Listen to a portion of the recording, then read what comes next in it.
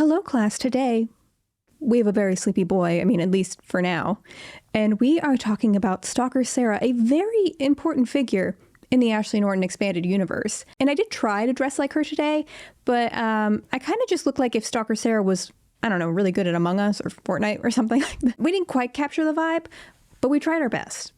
And that's what matters.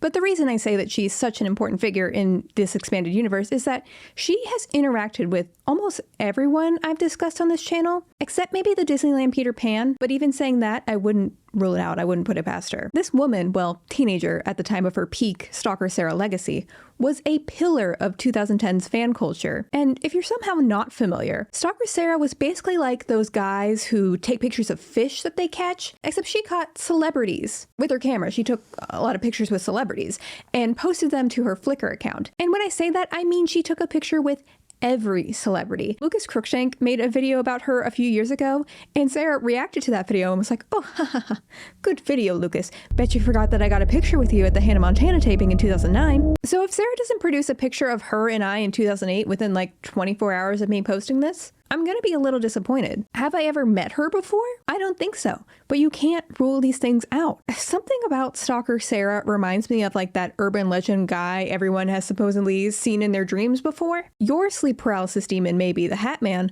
mine is Stalker Sarah, and she is just serving in the corner of my room. This woman has just lived 1,000 lives. One time she came to Lindsay Lohan's defense when a hookah club manager claimed Lindsay drunkenly hit his car and left the scene at 1 a.m. But Stalker Sarah had witnessed the entire event and assured TMZ that Lindsay did not make contact with another vehicle. She very briefly appeared in the background of the One Direction video What Makes You Beautiful before snapping selfies with all of the boys. Even Kylie Jenner dressed up as her, and she did a much better job than I did today. Have you ever seen a pop culture resume as strong as this one? I don't think so. And so you already know the drill. I, of course, had to learn the origin story of Stalker Sarah and how she managed to become the ultimate fangirl. And Sarah, to her credit, did not disappoint. But before we continue, a brief word about today's sponsor, Love and Pies. Love and Pies is the ultimate cozy game to just cuddle up, grab your goose, and play on the couch after a long day. In the game, you receive a letter from your mom telling you to come out and help her run her family bakery. And when you get there, the bakery has mysteriously burned down and your mom is nowhere to be seen. Basically, throughout the game, you're rebuilding your own cute cafe with custom designs, making and selling desserts for your customers, all while trying to unpack the mystery of what happened here. If any of y'all watch my streams, y'all know I am a cozy gamer at heart, and this game perfectly captures just the cozy autumnal vibes. There's also always seasonal events, with new events, story, and gorgeous decorations constantly being released. Right now, Love and Pies is getting in the fall spirit with a 2-week Halloween event on the horizon and a month-long autumn-themed picnic pass to keep the autumn excitement going. And all these events also offer amazing rewards with them. One of my favorite aspects of this game is getting to completely design my own gorgeous cafe. I get to customize it exactly how I want, and I'm getting the spooky vibes with all of the unique decorations they've added just for Halloween. I am so excited to hear how y'all will like the game. As a community, it'll be so fun playing together, and I can't wait for y'all to discover what really makes this game special. Love and Pies is free to download on iOS or Android, so come embrace the cozy season and decorate your own charming cafe. Over the years, there's been, of course, a lot of speculation as to how Stalker Sarah was able to meet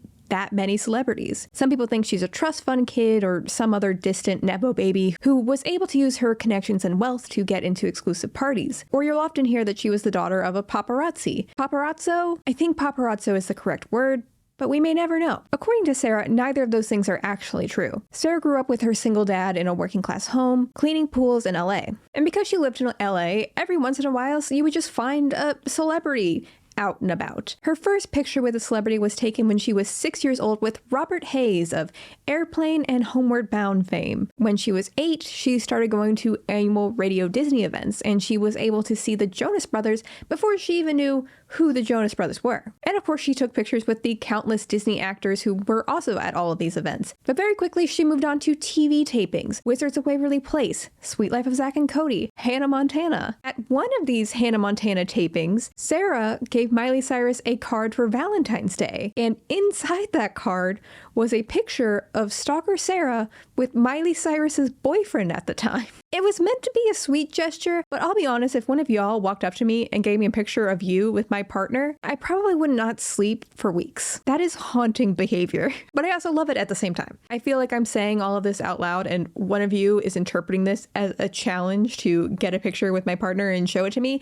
And no, that's not what this is. Don't do that. Let's all leave each other's significant others alone. I'll do my best. But all of these TV taping photos led to the launch of her Flickr account, Sarah M. Online. Yeah, not Stalker Sarah. This was primarily just for her family to see, but soon lots of fangirls began finding her account because if you searched for Selena Gomez pictures, there she was. Although Sarah's Flickr account and her name online in most places was just Sarah M. Online, it was the Jonas Brothers fans who actually began referring to her as Stalker Sarah out of sheer rage that Sarah had managed to meet the Jonas Brothers just an absurd amount of times, when we all know it should have been them. They were the ones who deserved to look into those soulful little eyes. Although Sarah was, initially hesitant to refer to herself as a stalker, perhaps for obvious reasons, you can't deny it's catchy. The name stuck, and Stalker Sarah slowly began getting recognized from fandom to fandom, just serving that same iconic angle and look every time. I mean, if there's one thing Sarah knew how to deliver,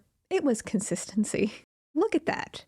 That is impressive. After conquering every Disney taping that there was, Sarah moved on to movie premieres like WALL-E and Another Cinderella Story. Even though Sarah didn't have tickets to these events, she would just stand outside along those barriers and wait for hours to get pictures with the various celebrities as they walked into the event. As she started attending these big celebrity events, movie premieres, her dad and her were slowly becoming friends with the various paparazzi who would also all be hanging around these events. And these paparazzi friends eventually became a big part of how Stalker Sarah was able to become Stalker Sarah. Later on, she would be able to ask her paparazzi friends to look out for a particular celebrity like Harry Styles or Britney Spears, and if they got a tip, they'd let her know, sometimes making her the only fan to run into a celebrity at a random time. These celebrities also began to recognize Sarah showing up at every event in basically the same outfit. She's kind of hard to miss. And she said that sometimes celebrities would spot Sarah out of the crowd, go out of their way just to take a picture with her and carry on, not interacting with any of the other fans. Or they would end up bringing her into the exclusive events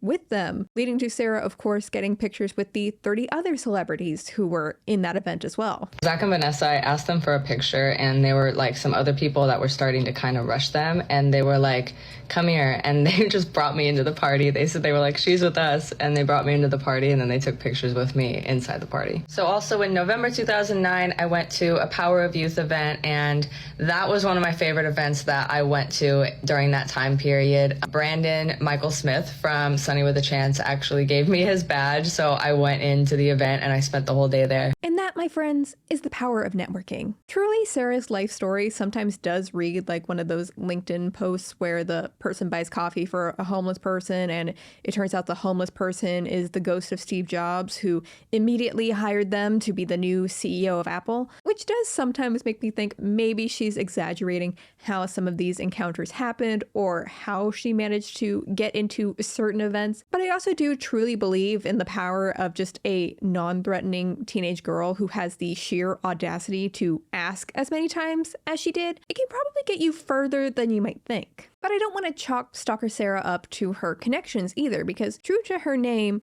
Sarah herself also did her own bit of stalking and sleuthing to figure out where celebrities would be at any particular time. For instance, there's this one pretty famous picture of her in 2008 with Zac Efron and Vanessa Hudgens, and you'll sometimes see this referred to as her first Stalker Sarah picture, although as we've just covered, Sarah had been stalking, putting in the work for years by this point. According to Sarah, her and her dad were just driving around LA when her dad thought that he saw Vanessa Hudgens for a second, just driving past. Sarah's dad, famously a huge Sneaker Night fan. I mean, aren't we all? So Sarah was like, well, was this sneaker-wearing babe driving an Audi? And her dad said yes. See, Sarah had done her homework and knew Vanessa drove an Audi from watching paparazzi footage on YouTube. And when they saw what looked like a fleet of cars tailing this Audi, they decided to join up and follow the group to a local mall. Once they got there, the paparazzi were up on top of the parking garage and they were scrambling. They had lost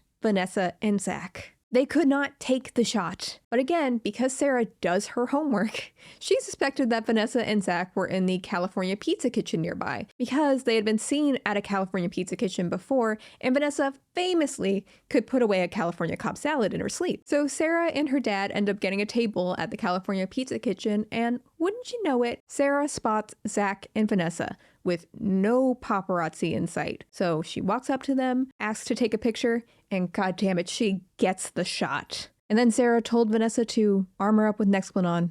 It's true. I'm sure by now many of you might be thinking, isn't Sarah like 12 at this point?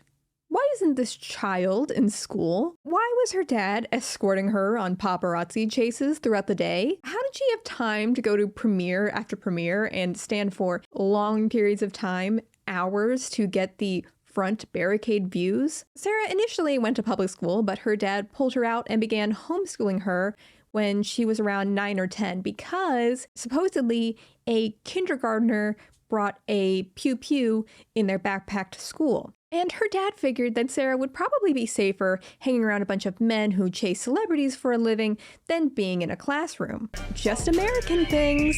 Sarah's dad, Tracy, said, well, little Sarah, you keep your grades up and we can keep going to all these events. And let that be a lesson to all the folks at home who are still in school. Keep those grades up, stay in school, and then we can surveil people we've seen on TV a few times, okay? In doing all of this, Sarah quickly became a celebrity in her own right. And if you go to her channel, you'll find plenty of videos of her interacting with her own fans at different celebrity events, which honestly seems like it would become a hindrance because when you watch footage of her, you'll see that she's waiting to meet Ed Sheeran, One Direction, whoever at the airport until she ends up getting surrounded by other fans who, one, want to meet her, and two, want to stand right next to her because they know Sarah knows where all the celebrities will be. And if they stand right next to Sarah, maybe One Direction will walk by in 5 minutes. And so Sarah will also have to run around to try and lose the crowd because the mob that she herself is attracting is making it harder for her to stalk celebrities. But even though she was so easy to pick out in a crowd, she never ever changed her very identifiable signature look. According to a New York Times feature written about Sarah, Sarah and her dad spent 40 hours a week tracking celebrities. This was a full-time job, except it wasn't a job necessarily. Sarah oftentimes would run into celebrities when no one was around, not even paparazzi. And if she wanted to get a picture of just the celebrity without her in it, she could sell it to a magazine, she could sell it online, and she could make thousands of dollars, especially if the celebrity was doing something outrageous or embarrassing. But according to Sarah, it was never about that. She has always maintained that there were plenty of times where she's walked up to a celebrity and it hasn't felt appropriate to take a picture. Even though Britney Spears is her idol, she said the day that she met Britney was in a park with her kids, and so she didn't bother asking to take a picture. And according to Sarah's dad, Sarah once saw an up-and-coming actress fall down drunk in a restaurant. She picked her up, helped her into the bathroom, and reapplied her makeup before asking the paparazzi to delete the photos and video footage they took of her collapse. I mean, the way Sarah describes these celebrity encounters, it was much more like she was just meeting a friend that she knew online and was finally seeing in real life. And even though that was how Sarah saw it, I'm not sure if everyone else around her had that same perception of her interactions with various celebrities. Again, in the New York Times article, the journalist writing the feature spends a week with Sarah as Sarah is desperately trying to get a picture with Harry Styles while he's in town. Sarah had already met Harry a few times, had a few pictures with him. At this point, the way she described these interactions, Harry recognized her and began to have a lot of affection for her. Perhaps not in a deep way, but the way she described it, it felt more than just like a normal fan-celebrity relationship. But the New York Times author described Sarah and Harry's interactions in a much more distant way. After several days trying to track him down at the airport and then at several restaurants and clubs, Sarah finally gets a tip that Harry Styles is at a restaurant downtown with Rod Stewart and his daughter Kimberly Stewart. Kimberly and Harry are kissing at the table when Sarah walks up and says, "I don't want to bother you or interrupt your meal. Would you mind taking a picture with me on your way out?" He told her that would be fine, and Sarah walked back. Sarah nervously sits back down and waits until Harry comes back over to take a picture with her. And then the next day, pictures are released of Harry and Kimberly walking out of the restaurant. And there Sarah is, just watching in the background.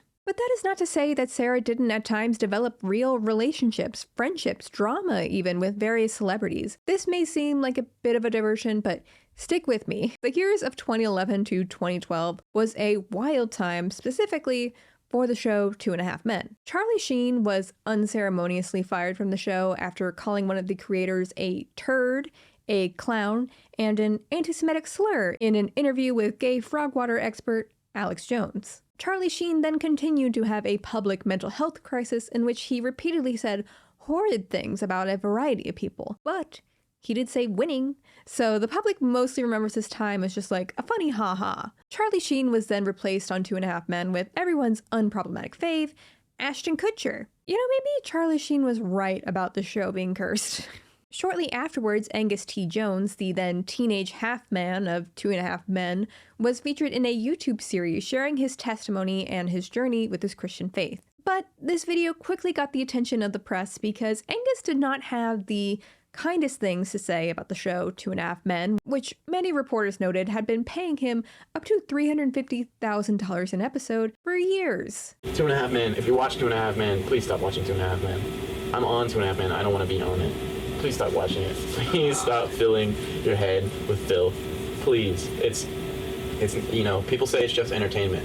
The fact that it's entertainment, it's do some research on the effects of television and your brain, and I promise you'll have a decision. You'll have a decision to make when it comes to the television, and especially with what you watch on the television. It's bad news. It's bad news. Watch out, because a lot of people don't like to think about how deceptive the enemy is. That's right. It's way more. He's been doing this for a lot longer than any of us have been around.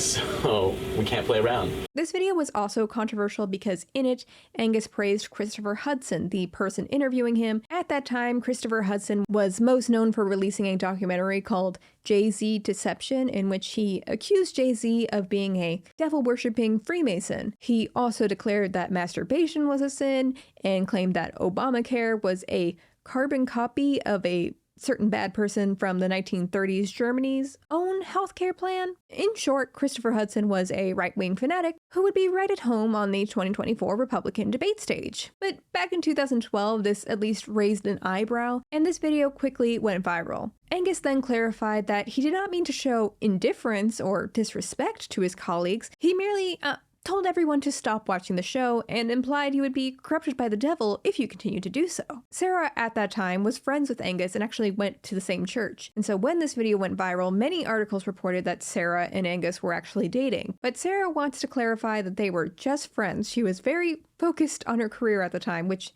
is just funny to me because she was 16, but you can't deny Sarah was putting in the work. In an interview with the Daily Mail outside of their church, she defended Angus, saying he's not having a meltdown or a breakdown or whatever people think. He's completely fine and he didn't mean to offend anybody. That video was not meant for the world. She also explained that the video was taken completely out of context, which, not to be too hard on 16-year-old Sarah, but I watched that whole thing. It wasn't. But people really weren't focusing on Sarah defending Angus's hot religious takes. They were much more focused on the fact that famed celebrity Stalker was now dating a, D-list celebrity, allegedly. One person who was very interested in this rumored relationship was none other than Hailey Baldwin. Now, we're going to have to put a big asterisk here because Hailey Baldwin deleted her Twitter a few years back, so the only screenshots I have are from Sarah herself. I found Sarah's original replies to these tweets from 2012, so I'm fairly certain these are all real screenshots, but just putting that disclaimer out there, this is all alleged. But Hailey tweeted out, "Jonas is dating Sarah M. online? What is happening, this is world?" Sarah replied, "When did he become one of the Jonas brothers?" And "Saw your dad on GMA. I've always been a big fan. He seems like a really awesome and smart guy." To which Hailey replied, "Jones, Jonas, pretty much the same thing. Hey, if you're happy and he's happy, then good for you too." A few years later, Hailey, of course, began dating Justin Bieber. Justin Bieber is another very central figure to the Stalker Sarah lore. A lot of people forget that Justin Bieber, before he made every middle school boy hate him while simultaneously having his exact same haircut, Justin Bieber was a YouTube star. Sarah discovered him through a friend and would comment on his videos, and he would reply. So when Scooter Braun signed Justin Bieber and Justin made his first public appearance at Universal City Walk of all places, Sarah was one of the handful full of dedicated fans to meet and take a picture with him. Soon after, Justin began blowing up and he followed Sarah on Twitter. And throughout the years, Sarah would get countless pictures with Justin. In a weird, not quite parasocial way, the two grew up together as he became a bigger and bigger star. He would then get her backstage at celebrity events, and soon Sarah developed a relationship even with Scooter Braun. Yes, Scooter Braun considered it part of his job to follow Sarah's whereabouts on social networking sites. Scooter said it also helped that Sarah was so nice to his clients. The thing is, she's not overbearing. She respects people's space. She'll say, "Do you mind if I get a picture?" And if you're like, "Not right now, Sarah," she's like, "No problem." And she's just a very, very sweet person. Scooter would supposedly give Sarah tips on where groups like The Wanted would be making public appearances. Even though The Wanted, as much as they wanted to be, was nowhere near as successful as, say, One Direction, teenage girls online understood that if Sarah was lining up somewhere to meet someone, they probably should too. And this really was Sarah's true power that gave her the one-up over ordinary paparazzi. Scooter, keeping in contact with Sarah, became an easy way to market his various clients to the teen fangirl demographic. But one night when Sarah was out catching her celebrities, as she does, she ran into Justin, and Justin called her over and said, "Hey, Sarah, do you like Haley? She thinks that you hate her." And Sarah said, No, I thought that she didn't like me. And Sarah never tells how this exchange ends. I guess that was just the whole conversation.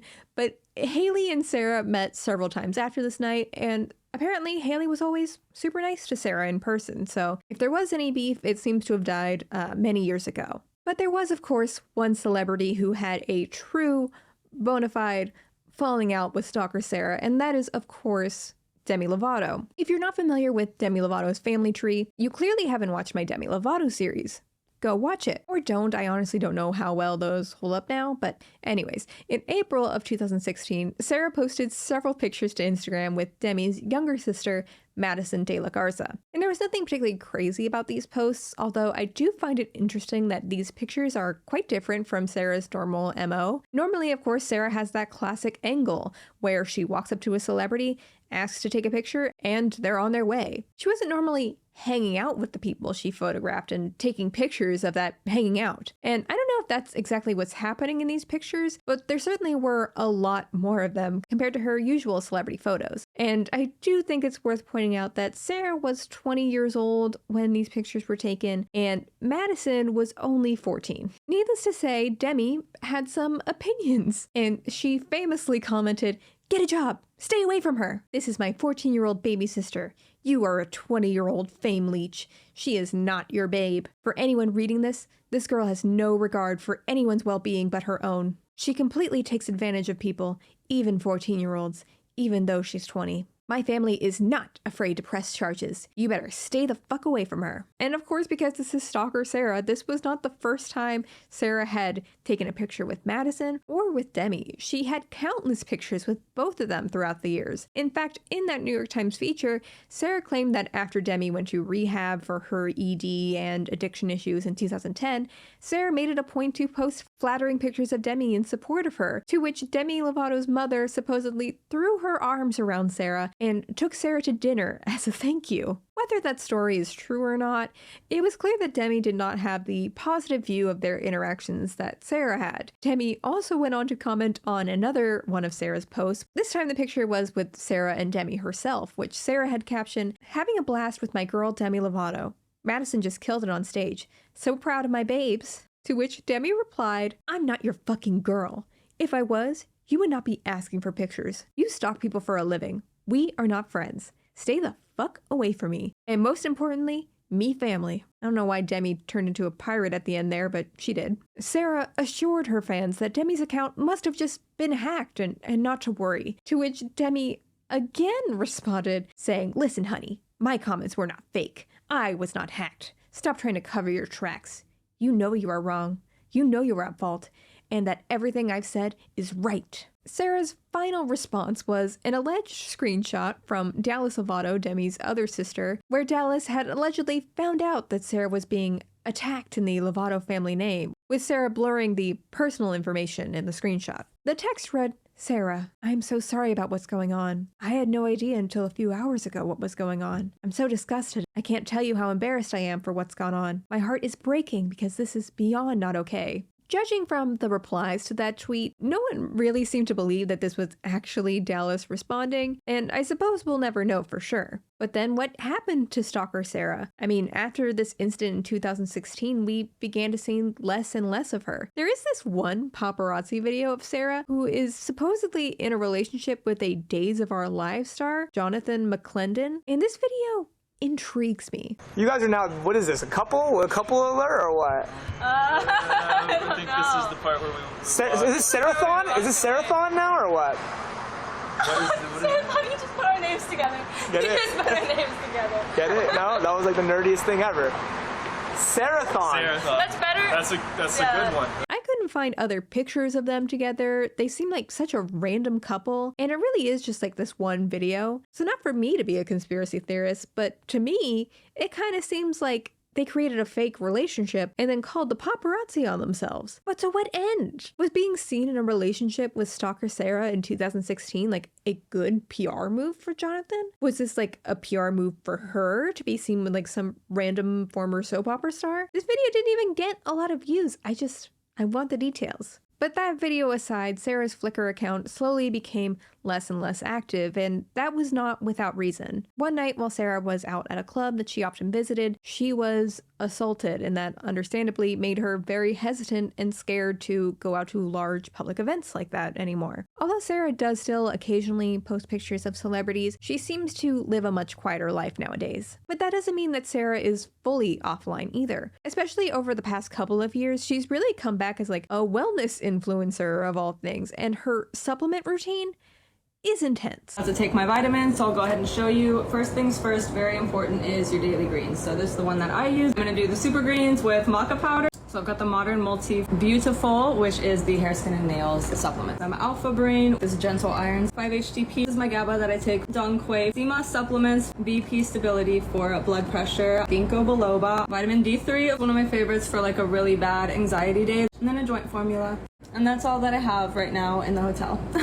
And all of these supplements are from Erewhon, so it seems like Sarah's hard work has paid off. I also, while I was researching, found some footage of her going into Delilah's, which is like a famous LA influencer hotspot, and she was seemingly being tailed by paparazzi as she walked into the restaurant. Now, this is no disrespect to Stalker Sarah. She was the fangirl of the 2010s, but I wasn't sure why paparazzi would be tailing her in 2020. And that's when I realized the channel posted on was Stalker Sarah TV. This appears to be Stalker Sarah's very own paparazzi celebrity B-roll company, which she filmed with someone named OG Uncle T. I think this might be her dad, Tracy, since she mentioned in some of her videos that her dad did eventually become a paparazzo after several years following celebrities with her. But she's also said that her dad has had some health issues and has slowed down working, so it could also just be like one of her paparazzi friends she made over the years. But either way, it appears now that she does actually follow celebrities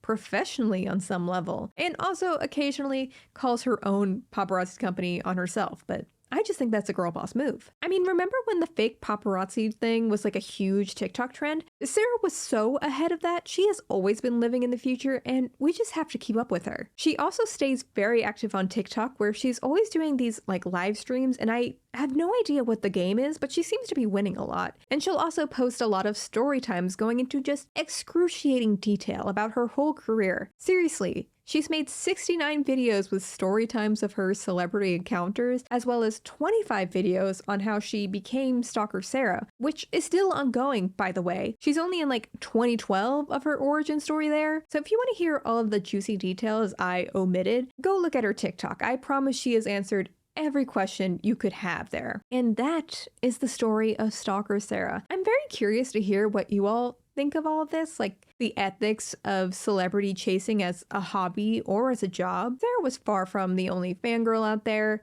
but she was certainly one of the most successful and well-known ones. It really does seem as though Sarah made an effort to always be respectful, not harass celebrities, and keep boundaries. She also had plenty of opportunities, like the time she saw Harry Styles kissing Kimberly Stewart, to sell the story out their relationship, gain immediate notoriety, and she chose not to do so. But But at the same time, she was dedicating 40 hours per week to locating people and intentionally or unintentionally encouraging other fangirls to follow where she went or celebrity chase themselves. The whole thing just seems like such an ethical gray area to me because even if you're 100% respectful, is it still weird or inappropriate to be dedicating so much of your time to people you only know through the TV or the internet?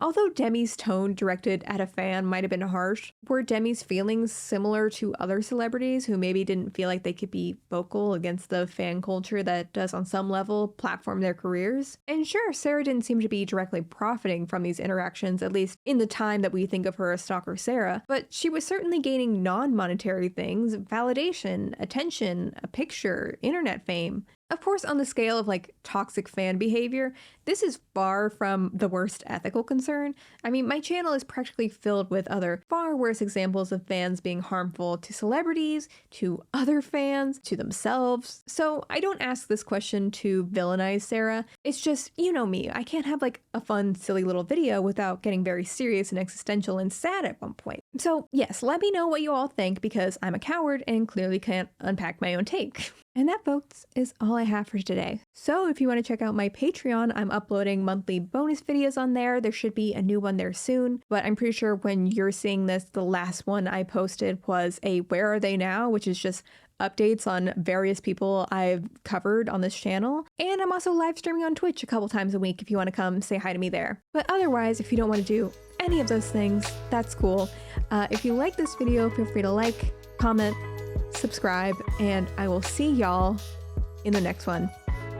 Bye!